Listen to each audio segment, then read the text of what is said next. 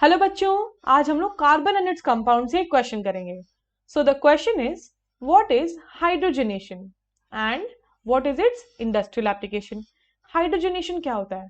Hydrogenation जो है it is a reaction very similar to addition reaction. Actually addition reaction का ही part होता है। सबको पता है ना एडिशन रिएक्शन क्या होता है? बस हाइड्रोजनेशन अब हो जाएगा।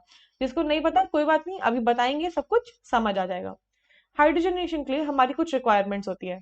सबसे पहले वो समझ लेते हैं और फिर हम लोग रिएक्शन भी समझ लेंगे, ठीक है। पहली रिक्वायरमेंट होती है the presence of N unsaturated compound. Unsaturated compound क्या होता है? अनसैचुरेटेड कंपाउंड वो कंपाउंड होते हैं जिनके बीच में डबल या ट्रिपल बॉन्ड प्रेजेंट हो। कैसे रिप्रेजेंट करते हैं हम उन्हें?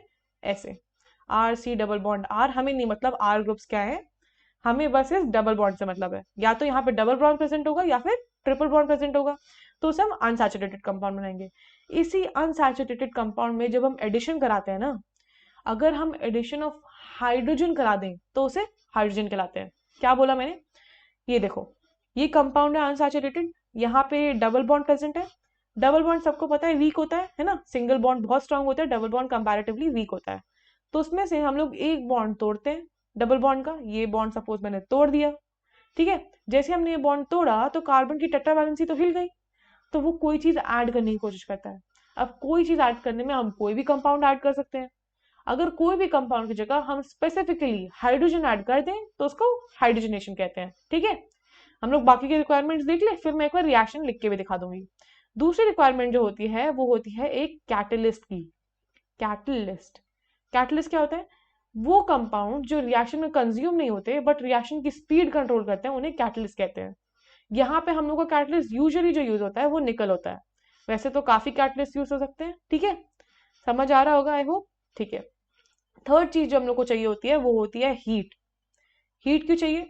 ये रिएक्शन जो होता है hydrogenation reaction, it is an endothermic process. अगर कोई रिएक्शन एंडोथर्मिक है मतलब उसे बाहर से हीट की रिक्वायरमेंट है, हम लोग वो भी दे देंगे। अब अपना रिएक्शन लिखते हैं। हम लोग एक अनसैचुरेटेड कंपाउंड लेंगे। अनसैचुरेटेड कंपाउंड ले लिया, ये रहा अपना अनसैचुरेटेड कंपाउंड। अब इसमें हम लोग को हाइड्रोजन ऐड करानी है तो हमने हाइड्रोजन भी डाल दी, है ना। फिर हम लोग रिएक्शन कराएंगे, एक कैटलिस्ट लेना नहीं भूलेंगे और एक हीट लेना नहीं भूलेंगे। क्या होगा?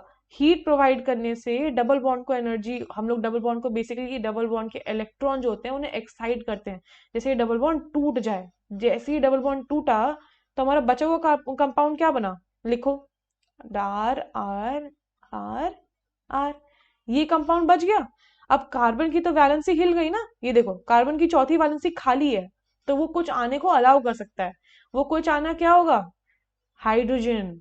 हाइड्रोजन यहाँ जाके बच जाएगा, हाइड्रोजन का अपना घर बन गया और कार्बन की अपनी टेट्रा वैलेंसी कंप्लीट हो गई, है ना। ऐसे ही कंपाउंड बन जाता है, ऐसे एडिशन रिएक्शन हो जाता है। अब इसकी इंडस्ट्रियल एप्लीकेशन क्या है?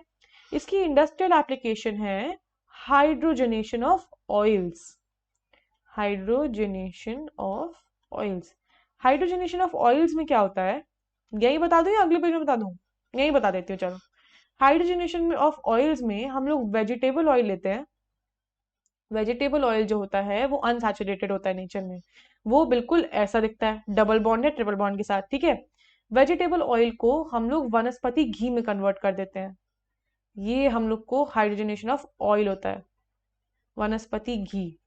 वेजिटेबल ऑयल जो होता है वो लिक्विड होता है और वनस्पति घी जो होता है वो सेमी सॉलिड होता है, ठीक है। वनस्पति घी जो हमारा होता है वो कंप्लीटली सैचुरेटेड होता है। जब हम लोग वेजिटेबल ऑयल में पूरे हाइड्रोजन ऐड कर दें, हर एक डबल बॉन्ड को सिंगल बॉन्ड बना दें, तो उसे वनस्पति घी कहलाते हैं। आई होप सबको समझ आ गया होगा। All the best.